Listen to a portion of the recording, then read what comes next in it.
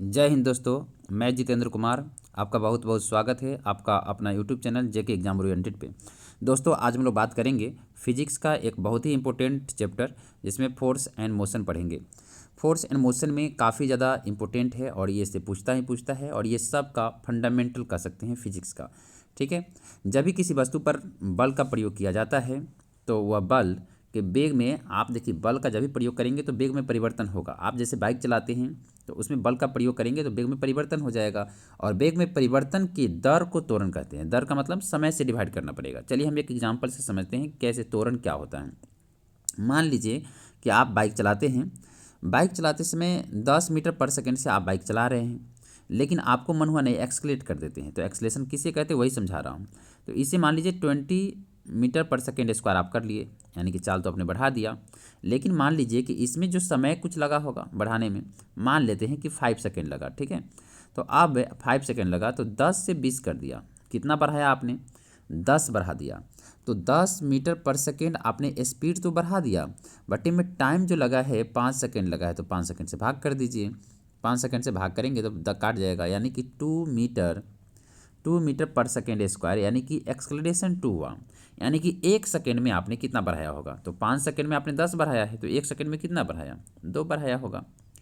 तो यही देखा जाता है कि 1 सेकेंड में आपने कितना बढ़ाया, उसे क्या कहते हैं? एक्सलेरेशन कहते हैं। समझ में आ गया?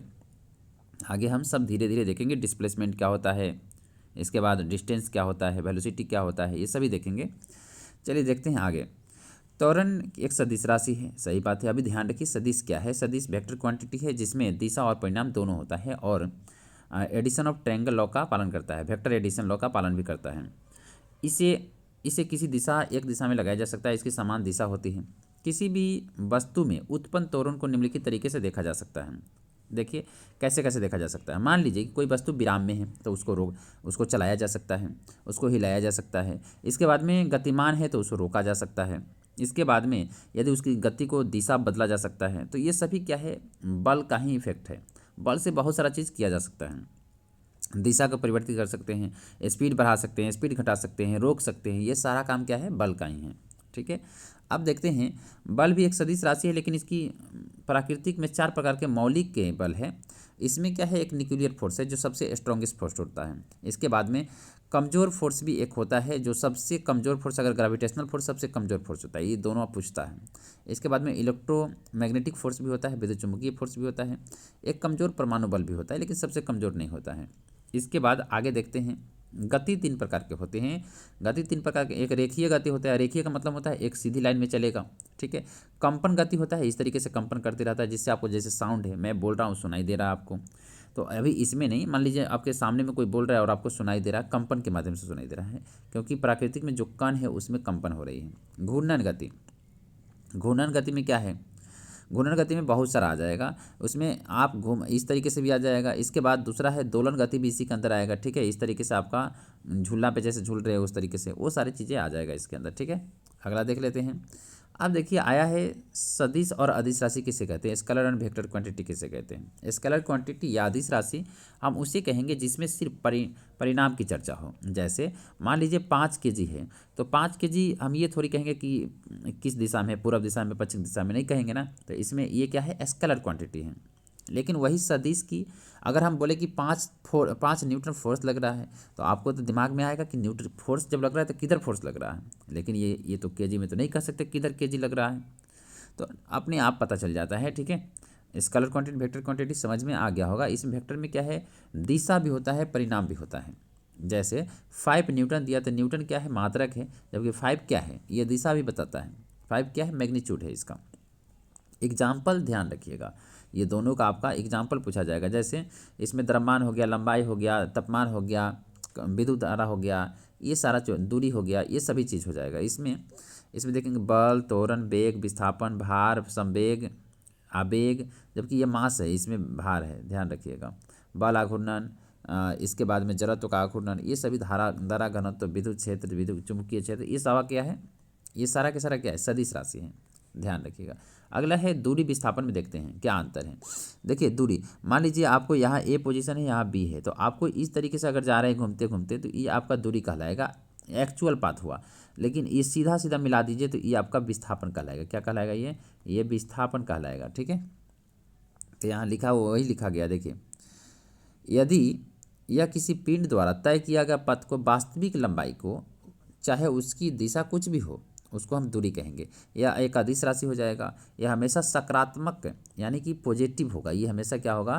पॉजिटिव होगा। इसमें कभी भी नेगेटिव नहीं होगा। यह हमेशा विस्थापन से बड़ा होगा या बराबर होगा, क्योंकि विस्थापन तो छोटा था, आप जानते हैं, सीधा सीधा जाना है विस्थापन में। विस्थापन की बात करते हैं, यह किसी प्रारंभिक और अंतिम स्थिति के बीच की सबसे छोटी इकाई है, सबसे छोटी दूरी है। यह सदिश राशि होगा क्योंकि इसका फिक्स दिशा होगा। इसके बाद में ये सकारात्मक हो सकता है यानी कि पॉजिटिव हो सकता है, नेगेटिव हो सकता है और शून्य भी हो सकता है। ये तीनों चीज़ें आपका हो सकता है। ठीक है, इसके बाद आप देखते हैं, यह हमेशा तय की गई दूरी से कम या बराबर होता है। सही बात है, दूरी तो भाई ऐसे ऐसे घूम के गया ना, ये डिस्प्लेसमेंट है, ये तो हमेशा कम होगा। ठीक है, या बराबर भी हो सकता है अगर एक ही पाथ पे चलेंगे तो। सीधा रेखा में अगर दूरी भी है तो। चाल और वेग की बात करते हैं, तो चाल क्या है? तो चाल जो है दूरी बटे समय होता है, ये जानवे करते हैं। जितना दूरी चला और मतलब 1 घंटा में कितना, 1 मिनट में कितना, इस तरीके से यूनिट टाइम में तय किया गया दूरी को चाल कहते हैं। यूनिट टाइम में अगर तय किया गया विस्थापन को वेग कहते हैं। इतना बात आपको ध्यान रखना है। चलिए देखते हैं, किसी वस्तु द्वारा एकांक समय में तय की गई दूरी को ही चाल कहते हैं, और उसी किसी वेग एक विशेष दिशा में प्रति इकाई समय में तय किया गया दूरी को विशेष दिशा कहा, इसीलिए ये क्या हो गया? वेग कहलाता है। ठीक है, इसकी एक दिशा होती है, एक वेक्टर क्वांटिटी, जिसका ऐसा यूनिट मीटर पर सेकेंड होगा। न्यूटन के 3 नियम हैं। अब न्यूटन ने 3 नियम दिया। अब पहला नियम है कि अगर कोई वस्तु विराम अवस्था में है तो वह विराम अवस्था ही बनाए रखना चाहता है, और अगर कोई गति में है तो गति बनाए रखना चाहता है। इसी को जड़त्व का नियम भी कहते हैं। फर्स्ट नियम को जड़त्व का नियम कहते हैं। ठीक है, जब तक कि कोई बाहरी वस्तु उस पर नहीं लगे वो विराम अवस्था में रहेगा, विराम स्थिति में बदलने की कार्य नहीं करता है। अगला देखिए, इसमें हम यह भी कह सकते हैं, गतिमान पिंड निरंतर वेग की गति करता है तब तक कि बाहरी कोई उस पर बल नहीं लगता है। ठीक है, तो कहने का अर्थ है कोई वस्तु अगर चल रहा है तो चलता ही रहेगा जब तक कि बाहरी फोर्स काम नहीं करे, और इसके बाद रुका है तो रुका ही रहेगा। दूसरा नियम क्या कहता है? दूसरा नियम कहता है फोर्स जो है डायरेक्टली प्रोपोर्शनल है एक्सेलरेशन का। कहने का अर्थ है जितना ज़्यादा एक फोर्स लगाएंगे एक्सेलरेशन उतना ज़्यादा हो जाएगा। तो फोर्स बराबर अगर प्रोपोर्शनल हटाएंगे तो हो जाएगा मास इंटू एक्सेलरेशन। ठीक है, फोर्स बराबर हो जाएगा मास इंटू एक्सेलरेशन, ये हो जाएगा सिंपल। इसके बाद वहीं से ये आ जाएगा फोर्स बराबर change in momentum by time. ठीक है, ज़्यादा दिक्कत नहीं है, यहाँ देखिए समझिए। इसके बाद में ये आप फोर्स बराबर आप देखे हैं कि मास इंटू क्या होता है? Mass into acceleration, mass into acceleration. Acceleration को मास इंटू यहाँ डीवी बटे डी टी लिख सकते हैं, डीवी बटे डी टी लिख सकते हैं। यहाँ पे ऐसे भी तो कर सकते हैं, डीवी को V2 माइनस V1। तो यहाँ पर क्या है? M V2 minus M V1 कर सकते हैं, बटे में डी टी कर सकते हैं। ये क्या है? मोमेंटम है, तो चेंज इन मोमेंटम भी कर सकते हैं। तो इसका P डिनोट करते हैं, तो चेंज इन P या बटे में चेंज इन टाइम भी आ जाएगा आपका फोर्स बराबर। ठीक है, चलिए आगे देखते हैं। यही लिखा हुआ change in momentum by change in time force कहलाता है। इसके बाद संवेग क्या है? संवेग है, संवेग बराबर होता है P, ये P से डिनोट करते हैं, इसको M भी लिखते हैं। ठीक है, ये आप ध्यान रखिएगा।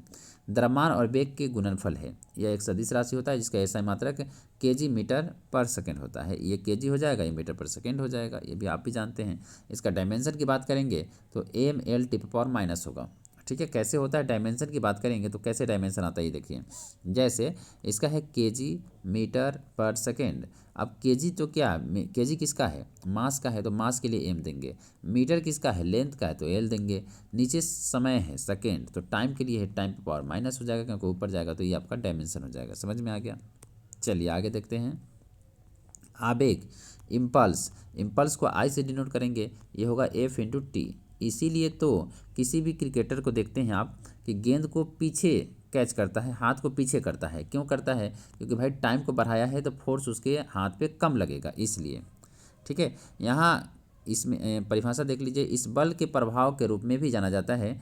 यह बल और समय का उत्पादक है। यह एक सदिश राशि है, इसका ऐसा मात्रक kg मीटर पर सेकेंड होता है। ठीक है, इसका भी kg मीटर पर सेकेंड होता है। आवेग फोर्स इंटू टाइम होता है, इतना ध्यान रखिएगा। आवेग और संवेग का संबंध अगर देखा जाए तो सेम होता है। ठीक है, इसके बाद इसका देखिए थोड़ा सा एग्जांपल देख लेते हैं। गेंद को पकड़ते समय क्रिकेटर अपने हाथ को पीछे खींचता है, इसी का है आवेग का या संवेग का। इसके बाद इसके बाद एक व्यक्ति कंक्रीट के फर्श की तुलना में लकड़ी के फर्श पर गिरने पर बेहतर महसूस करता है, यानी कि थोड़ा कम चोट लगेगा। इसके बाद कोई भी कांच का चीज़ है, चाइनीज नहीं, कांच का चाइनीज बर्तन लिख दिया है, चाइनीज के बर्तन यानी कि कांच का कोई बर्तन है, अगर उसे कागज़ या पुआल में लपेटा जाता है, ऐसे आप मान सकते हैं कि चाइना के बर्तन भी वैसी तरह के रहता है, फुसफुसवा जो टूट जाता है, तो वो भी आपको कागज़ या पुआल के में लपेट के लाया जाता है। इसके बाद संवेग संरक्षण का नियम है। संवेग संरक्षण में कह सकते हैं P बराबर क्या होता है, मास इंटू वेलोसिटी। यहाँ पे क्या ये अगर संरक्षण रहेगा तो P1 बराबर P2 हो जाएगा। तो ऐसा मान लेते हैं कि कैपिटल M भी, चलिए दोबारा ले लेते हैं, कैपिटल M कैपिटल V बराबर स्मॉल m स्मॉल v।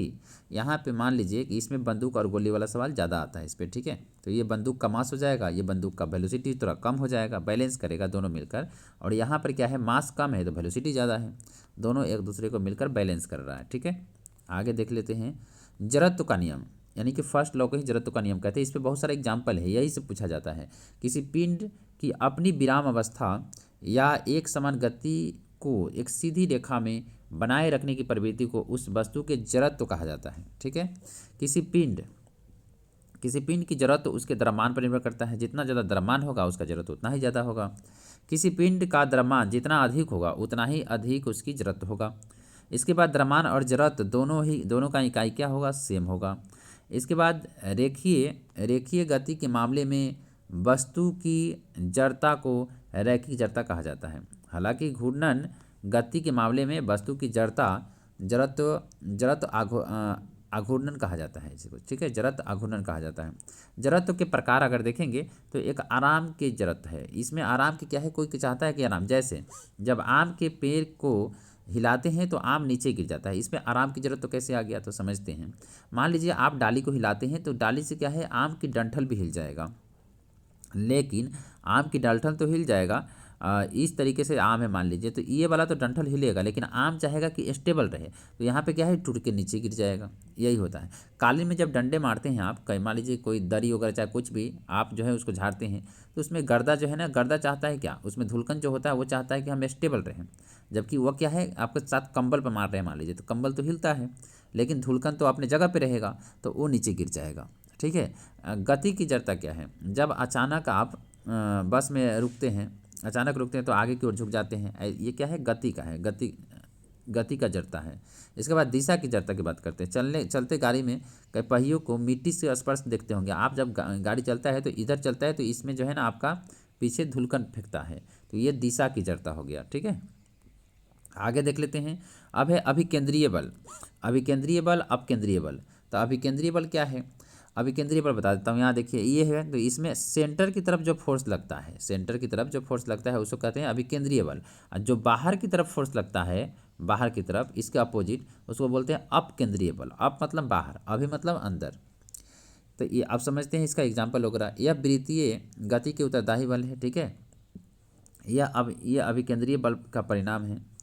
यह केंद्र की ओर कार्य करता है, ये तो सही है, यह केंद्र की ओर, यह केंद्र के विपरीत कार्य करता है, यहाँ गलत लिखा हुआ, केंद्र के विपरीत कार्य करता है, यहाँ विपरीत लिख दीजिए, ये केंद्र के विपरीत कार्य करता है।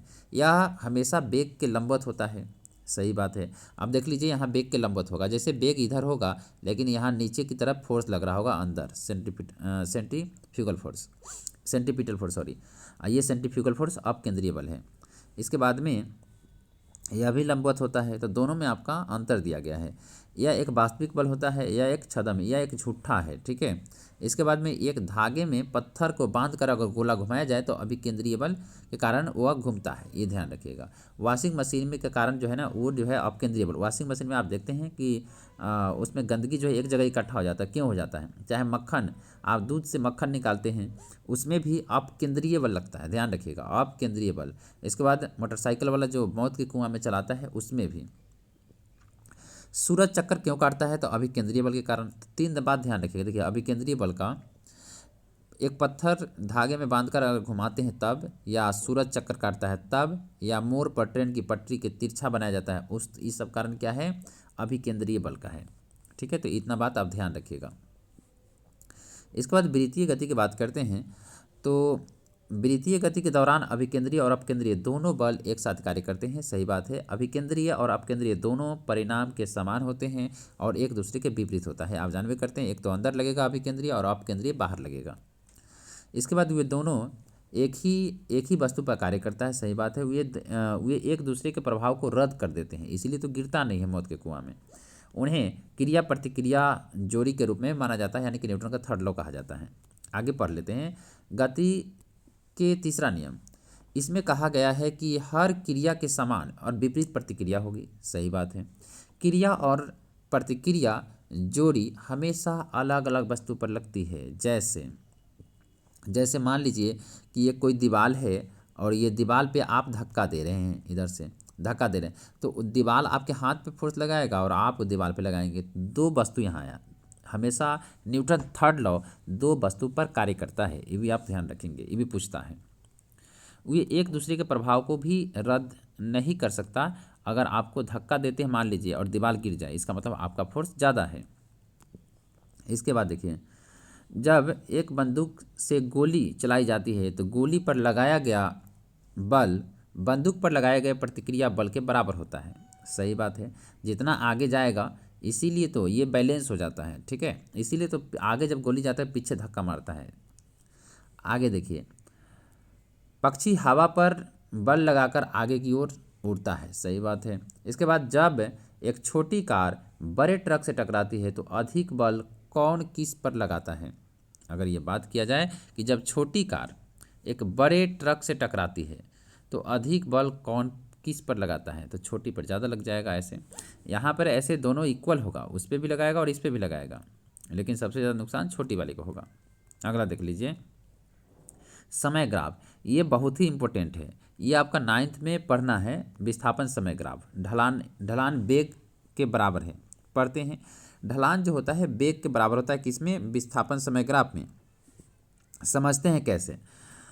यहाँ पे क्या है, आपका डिस्टेंस बटे में टाइम, इसे तो कहते हैं ds बटे dt, इसी को तो ढलान कहते हैं, इसी को तो tan थीटा कहते हैं। एम बराबर tan थीटा कहते हैं। ठीक है, m बराबर tan थीटा कहते हैं, इसी को ढलान कहते हैं। तो यहाँ जब भी डिस्प्लेसमेंट बटे टाइम की बात हो तो यहाँ क्या होगा, बेग हो जाएगा। तो बेग क्या है, अब देखिए ढलान जो है यही वेलोसिटी कहलाता है, ds बटे dt। ठीक है, निरंतर बेग सीधी रेखा द्वारा समझाया जाता है, जबकि त्वरण वक्र रेखा द्वारा समझाया जाता है। इसके बाद धनात्मक ढलान का अर्थ होता है धनात्मक दिशा। बताता हूँ कैसे, चलिए इसमें देखते हैं। अगर ये ऐसा है तो ये नेगेटिव ढलान है। नेगेटिव क्यों है देख लेते हैं। ये ऐसे मान लीजिए मिलाएंगे तो ये 90 से ज़्यादा है, 90 से ज़्यादा जहाँ आ जाए तो नेगेटिव ढलान मानते हैं। ठीक है, ये नेगेटिव मानते हैं। अगर 0 से 90 तक रहा तो पॉजिटिव मानते हैं। तो ये पॉजिटिव है जबकि ये नेगेटिव है। तो ये नीचे की तरफ देखिए धीरे धीरे घट रहा है। धीरे धीरे क्या हो रहा है, टाइम के साथ टाइम इधर बढ़ता रहेगा, डिस्प्लेसमेंट धीरे धीरे घट रहा है। देखिए यहाँ पे मान लीजिए 5 है, 10 है, 15 है, 20 है, तो यहाँ 20 हुआ, यहाँ 15 हो गया, कुछ देर के बाद 10 हो गया, कुछ देर के बाद 5 हुआ, कुछ देर के बाद 0 हो गया। तो धीरे धीरे घट रहा है, नेगेटिव ढलान है। तो नेगेटिव ढलान में क्या है, वेलोसिटी धीरे धीरे कम हो रहा है। ठीक है, डिस्प्लेसमेंट कम हो रहा है, सॉरी वेलोसिटी जो है ना घट रहा है, ये भी कह सकते हैं स्पीड घट रहा है। आगे देख लेते हैं, ऋणात्मक ढलान, ये का अर्थ है ऋणात्मक दिशा में। ठीक है, शून्य भी हो सकता है। शून्य ढाल का अर्थ है वस्तु विराम अवस्था में आ गया, तो ये समझ सकते हैं। देखिए जैसे यहाँ डिस्प्लेसमेंट अगर यहाँ देख लेते हैं तो यहाँ पे देखिए आप इस तरीके से। ठीक है, यहाँ पे 2 सेकेंड, 4 सेकेंड, 6 सेकेंड देते हैं, यहाँ पे 5, 10, 15 देते हैं। तो 2 सेकेंड में 5 मीटर गया, यहाँ पे 4 सेकेंड में 10 मीटर गया, 6 सेकेंड में 15 मीटर गया। धीरे धीरे बढ़ रहा है, तो स्पीड तो बढ़ रहा है इस तरीके से। ठीक है, आगे देख लेते हैं। इसके बाद विस्थापन समय ग्राफ में 3 अलग अलग प्लॉट किया गया है। देखिए नीचे देख लीजिए।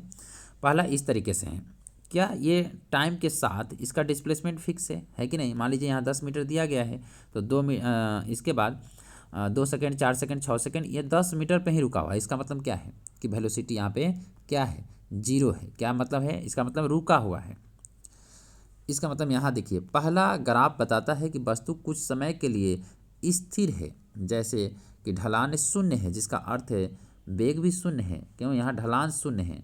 ढलान शून्य क्यों है? क्योंकि एंगल क्या है? जीरो है। किसके? टाइम के साथ। अगला देख लेते हैं, इसमें क्या है? एंगल बढ़ रहा है। ठीक है, एंगल आपका पॉजिटिव है। तो दूसरी बताता है कि वस्तु वेग स्थिर है और समय के साथ बढ़ रहा है।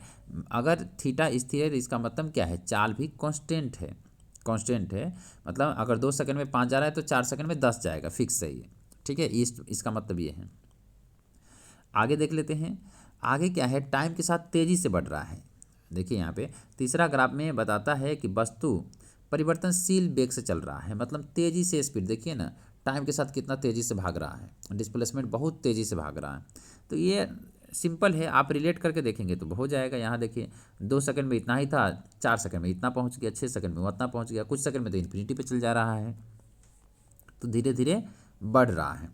वेग समय ग्राफ की बात करेंगे तो वेग समय ग्राफ में dv/dt तो एक्सलेशन हो जाएगा। ठीक है, इसके बाद में ऋणात्मक, यदि ढाल ऋणात्मक हो तो त्वरण ऋणात्मक हो जाएगा, यदि ढाल धनात्मक हो तो त्वरण धनात्मक हो जाएगा।